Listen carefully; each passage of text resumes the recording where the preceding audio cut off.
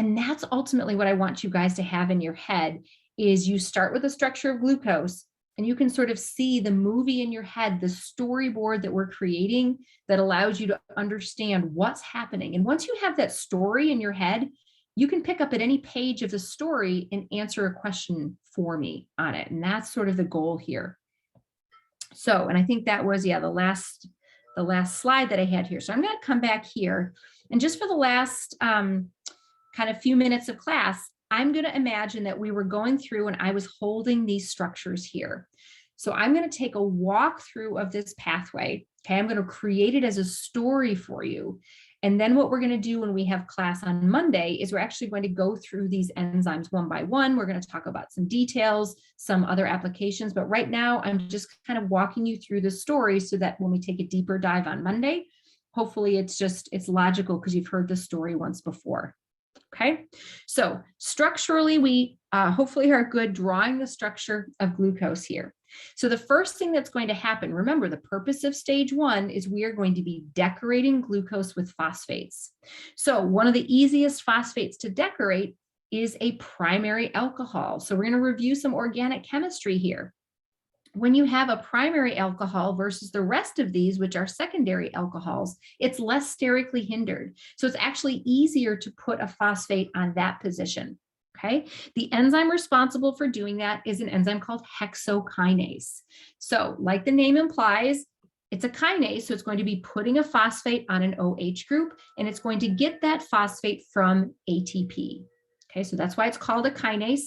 One of the things we'll see here is anytime we see the involvement of ATP, we're going to need to have magnesium that's there. We're going to look at this from a structural standpoint on Monday's class, but just to give you a preview, what this does is it binds to the negative phosphates that are on ATP, and it pulls electron density away so that it makes them even more electrophilic.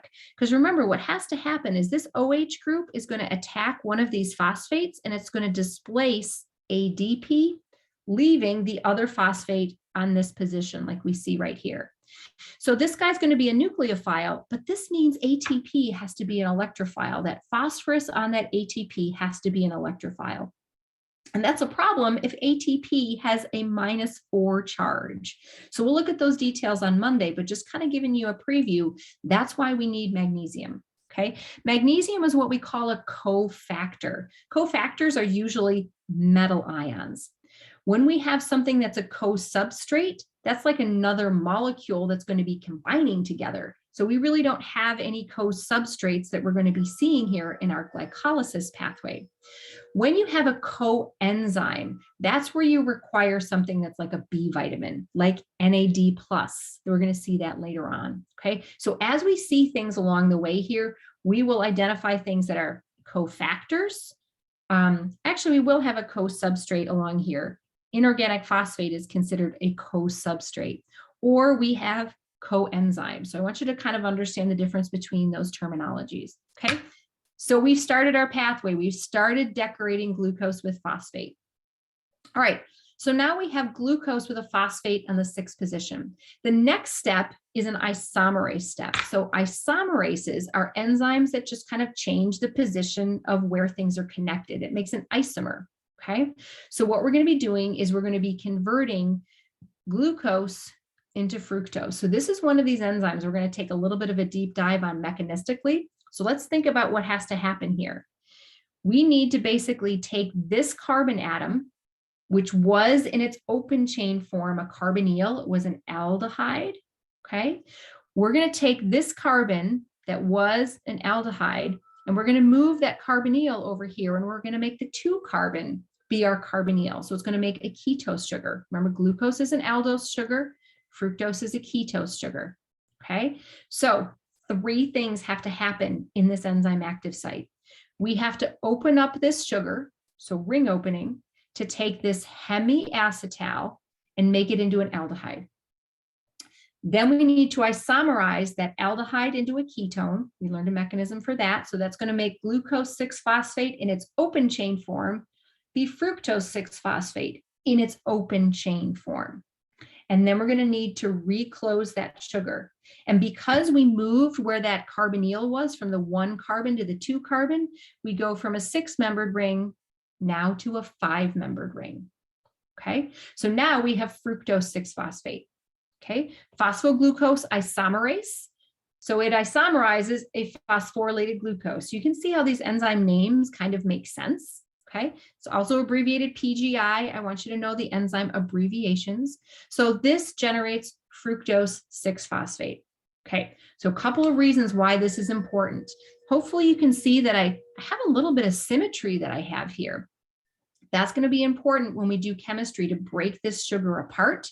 We're going to break it apart into 2 3-carbon pieces. If we didn't do this isomerization, we'd break it apart into a 4 and a 2. That wouldn't work for kind of doing the chemistry that we need to do. All right, so the other thing that's important is fructose 1-phosphate now created another primary alcohol that we can use to add a phosphate to. So 2 things that are important with what happened in that chemistry.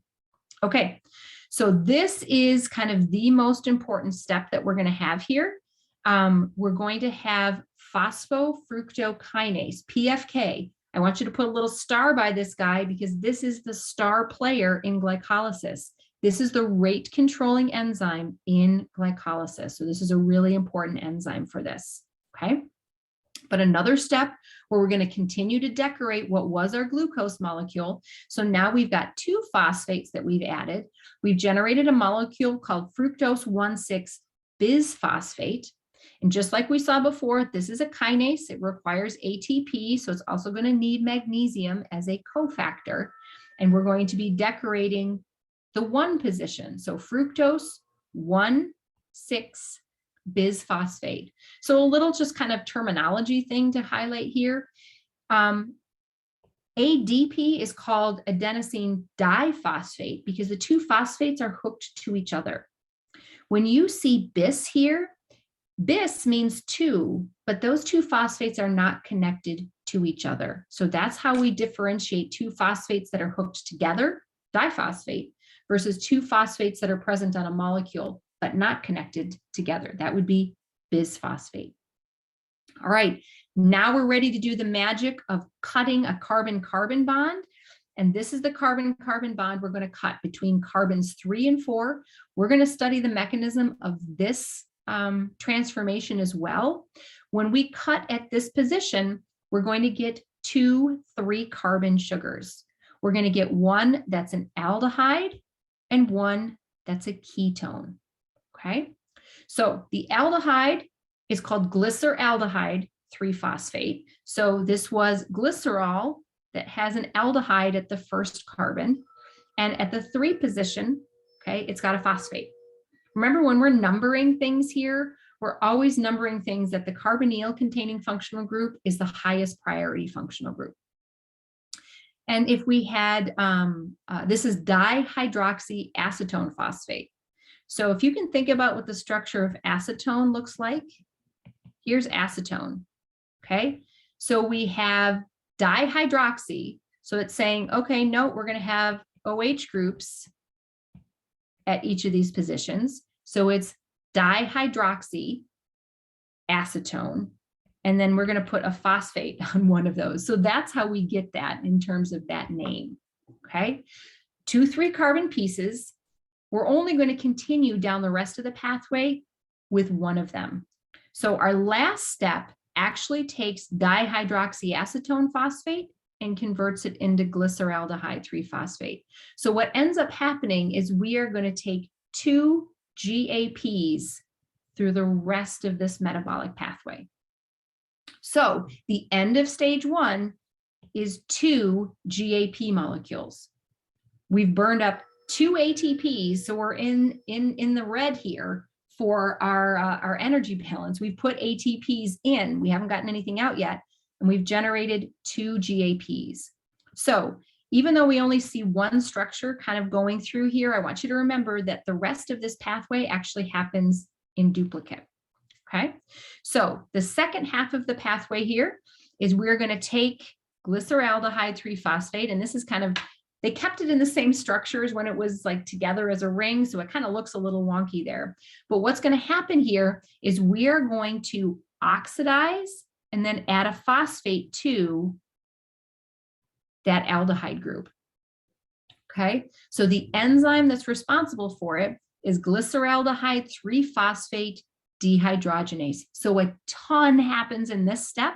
So this is kind of a complicated step. We do two things. We're going to oxidize this guy, and then we're going to add a phosphate to him. So we oxidize him first to a carboxylic acid / ester molecule, and then we're going to phosphorylate it. It happens all in one step with this really important enzyme. This enzyme is the one enzyme that operates with a positive delta G. So if you want to put a little star by this guy is going to have a positive delta G value. Okay, so that's going to be something we'll study a little bit later. The oxidation must come with a concomitant reduction of something else. So NAD plus gets reduced to NADH. So that's how we're able to oxidize this aldehyde, in this case, to this ester. And then we use that inorganic phosphate. We call this guy a co-substrate. This inorganic phosphate gets attached onto there. So now we have 1,3-bis, there's that bis again, 1,3-bis phosphoglycerate. So put a little star by this guy too. This guy is a high energy species. I want you to remember the high energy species that we generate in glycolysis. They're 1,3-BPG, and as we'll see down at the bottom here, phosphenylpyruvate. These two guys are worth more than 30.5 kilojoules per mole. So why is it important that we know that? Because we know as soon as we make these guys, the next step is an ATP synthesis step. Okay, this is where the enzyme names get a little bit weird. This guy is worth more than 30.5 kilojoules per mole. So our next step is to do a substrate level phosphorylation. So we're going to take this phosphate, we're going to deliver it to ADP and allow us to make ATP. Okay, we see magnesium is also kind of required. Any of these times we see an ATP, ADP sort of chemistry, we're going to see magnesium involved with that. Okay, the enzyme responsible for that, its name is phosphoglycerate kinase. Well, that's a little bit weird because we're not adding a phosphate to something. We're actually taking the phosphate off of this guy. So the substrate name, it looks like, hey, wait, this is 1,3-bis phosphoglycerate. It says we're phosphorylating it. Now we're actually working that enzyme in reverse. That's why we have that name. Okay, so now we get to somebody 3-phosphoglycerate. Okay, so here we've got this carboxylic acid that's here. We've got another phosphate that we could take off and use to make ATP from ADP. Man, this is an alphabet soup, I know. Okay, but this guy is not high energy. So our next step is doing some work to make him high energy. Okay, so we need to convert 3-phosphoglycerate into 2-phosphoglycerate. Look at the only thing we did here is we moved the phosphate from the 3 position to the 2 position. When you move entire functional groups, those enzymes are called mutase enzymes. Okay, so mutase enzymes will move that whole functional group. Now, once we're at 2-phosphoglycerate, now we can do some fancy chemistry to generate a molecule that's another high energy species. So again, if I were to just kind of go through and label here, this guy's a high energy species, this guy is a high energy species. So immediately following those high energy molecules are a step where we make ATP. Okay, the enzyme responsible for generating that high energy intermediate, this phosphenylpyruvate, is called enolase. And that's because it generates an enol. Do you remember what an enol is? An enol is we've got an alkene that has essentially an alcohol at that position. So this is not an alcohol, it's a phosphorylated alcohol, but this is a high energy species. So now we've got phosphenylpyruvate, and finishing out our last step here that we have in this process, we're going to have pyruvate kinase. And this again is a little bit weird because it takes the product name and it's talking about adding a phosphate to it. And it's like, no, we're running that kinase in an opposite direction. Okay, so it's called pyruvate kinase, but it's because it takes phosphenylpyruvate, substrate level phosphorylation takes the phosphate off, gives it to ADP to make ATP. What's left at the end is pyruvate. And you can see here, we've generated 2 ATPs, but remember this process happens twice because we've got 2 of these GAPs that start this process. So the net of stage 2 is we get 4 ATPs back. Remember, we put 2 ATPs in the beginning. If we get 4 ATPs back at the end, the net is 2 ATPs per glucose that goes through glycolysis. Oh my gosh, that was a lot, right? So what I think I'm going to do for you guys too is I am going to take the recording from today's lecture, and I'm actually going to parse out this last little piece, and I'm going to put it as a standalone video on Blackboard because there's a lot that was there. But if you can sort of have that storyboard in your head, you're going to know everything that you need to know about different steps in glycolysis.